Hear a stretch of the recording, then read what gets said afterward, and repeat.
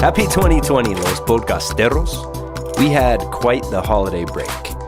Since she was a child, Veronica has had a tradition, or you might say superstition, that the way you spend New Year's Eve and day sets the tone for the rest of the year. Maybe that's why I spent one too many years drinking too much and staying up too late and wasting too much time.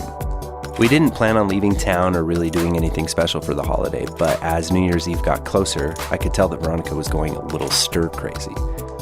So I spontaneously decided to throw the family in the car and haphazardly drive to California. We spent New Year's Eve at a theme park, our 11-year-olds grabbing onto our clothes, asking over and over again, how much longer, how much longer?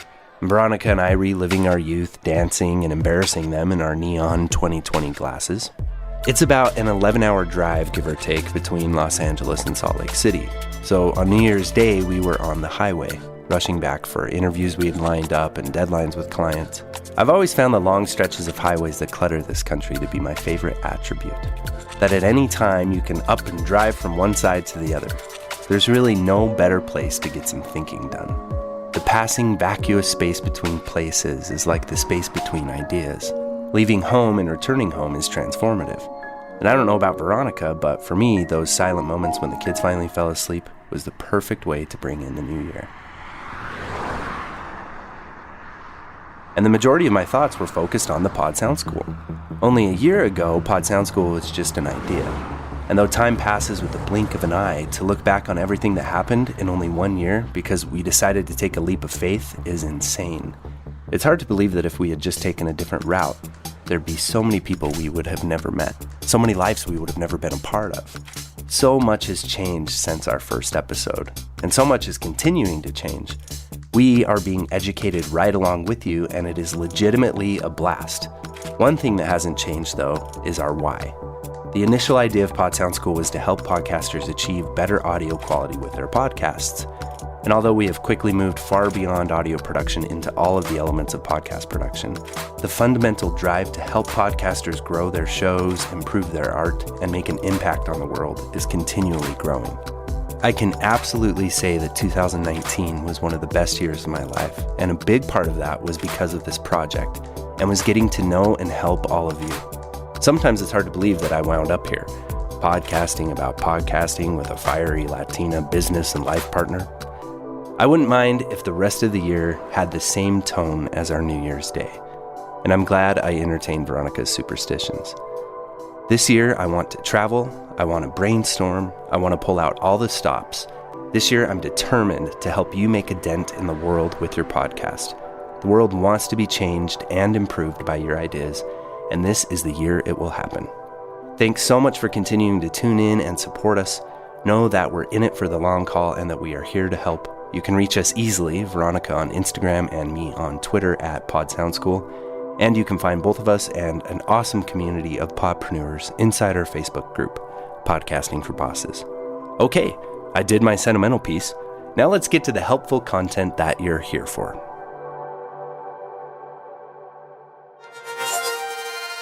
Episode length. If you listen to the trailer for Season 3, then you know that this season is all about taking it up a notch. Brainstorming, finding ways we can improve our content, market research, finding our tribe, nourishing the relationships with our community, and making money. That doesn't mean, however, that you need to already have a podcast to enjoy this season. Everything we're going to discuss can be applied to baby podcasts as well. So on today's episode, I want to tackle a question that we get asked constantly. How long should my podcast episodes be? This is such a common question that we actually ran a poll on Twitter about it. 98 people participated in the poll, and 58% of them voted 30 minutes to 1 hour. But a poll from 100 people can't really answer that question, so I continued to research. My favorite article I found, that of course references many other great articles, is from podnews.net, titled How Long Should a Podcast Episode Be? If you haven't signed up for the Pod News newsletter, by the way, definitely go and do that. I'll leave the link in this episode's description. James starts the article looking at numbers. First is the average commute time, which in the US is 26 minutes. I think it's safe to assume that many podcast listeners are commuting from place to place. Then he looks at the average length of podcast episodes, which in 2019 is about 37 minutes. Then there's a survey done by Edison Research of 1,000 people that say podcasts are too long. Later in the article, he shares a hilarious tweet from Roman Mars, the co-founder of Radiotopia and creator of 99% Invisible. He tweets, "If you have 100,000 listeners and you edit out one useless minute, you're saving 100,000 wasted minutes in the world. You're practically a hero." We've all heard the expression less is more, and perhaps even the expression kill your darlings. If you haven't heard that one, it's a popular term writers use that means getting rid of the things you love the most, like words, side plots, characters, or fancy tangents that you personally love, but actually, if you're being true to yourself, they don't really advance your story in any way. The idea is that we all like concise stories, and podcast episodes, whether they are scripted or unscripted, regardless of the topic or genre, are essentially telling a story. So after all my research and discussions on the topic, my new answer to the question, how long should my podcast episodes be, is more important than the length is direction and structure. Are you leading your listener through a naturally progressing experience with some sort of payoff? Would you stick around to listen to your whole episode?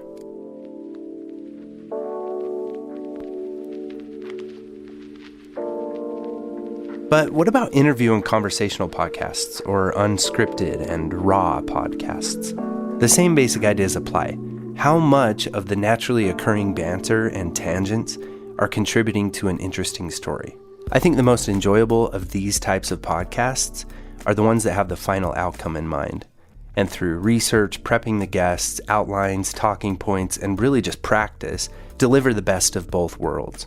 A natural and enjoyable conversation that leaves the listener feeling informed, entertained, and satisfied, which in turn keeps them coming back for more. If you're like me, you've got a lot more podcasts in your queue than you have the time to listen to. So make your podcast one that people keep coming back to, that they trust is going to entertain them from start to finish of your episode. Luckily, as podcasters, we have a miraculous, helpful, and relatively easy tool at our disposal that makes achieving the perfect episode length for our specific shows possible. I'm talking about DAWs. The importance of editing.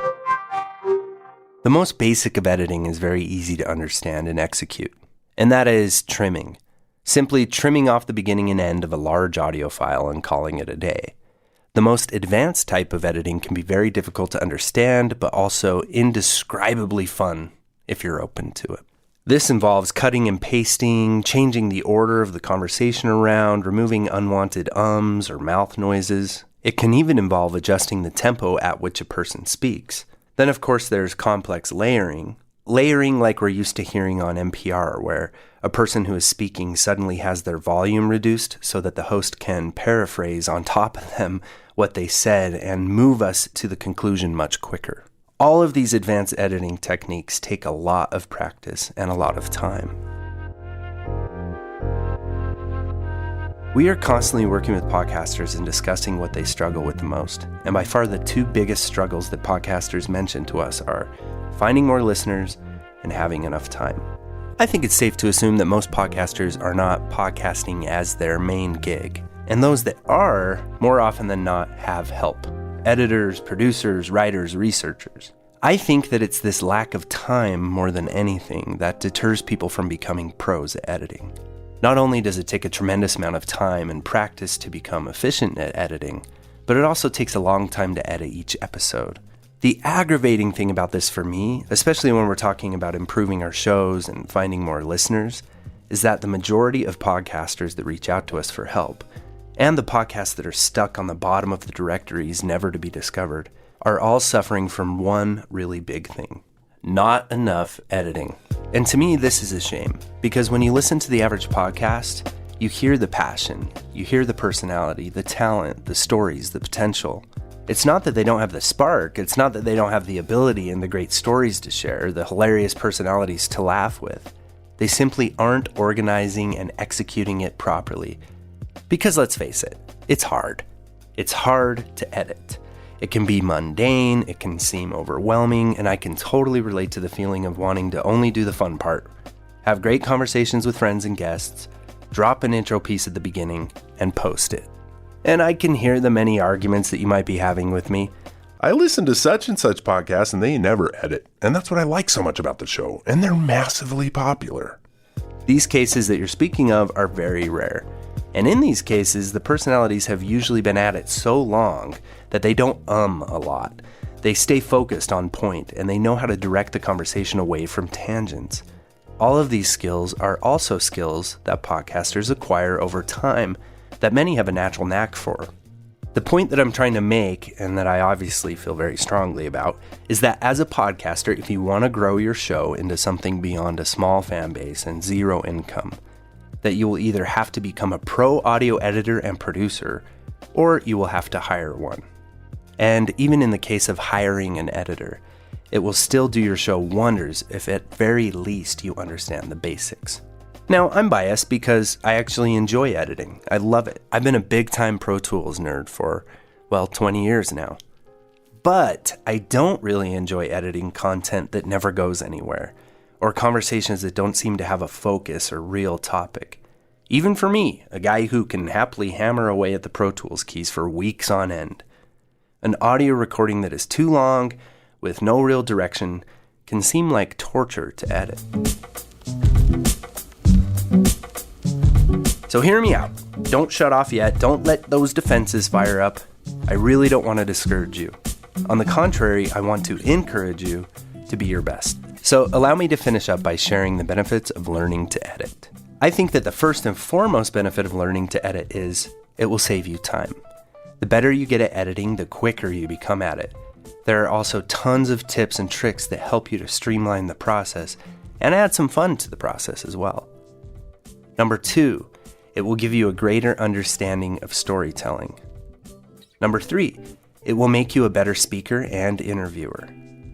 Number 4, it will expose the areas of your show that need the most improvement. Number 5, it will make your show more concise and ultimately more enjoyable to listen to. Number 6, it will actually improve your brain function and your memory. Number 7, it's a new skill that will set you apart and may very likely lead to new opportunities. And number 8, it's actually fun. It really is, especially if you're editing great content. And hey, there you have it, Podskis. A highly edited, short and sweet Pod Sound School episode for you. What did you think? Do you think that you can prove me wrong and create an amazing podcast with little to no editing? Please do. Because the way you would do that is by crafting and performing amazing content from start to finish, with many rehearsals and takes and a whole lot of planning. Either way, we're stuck.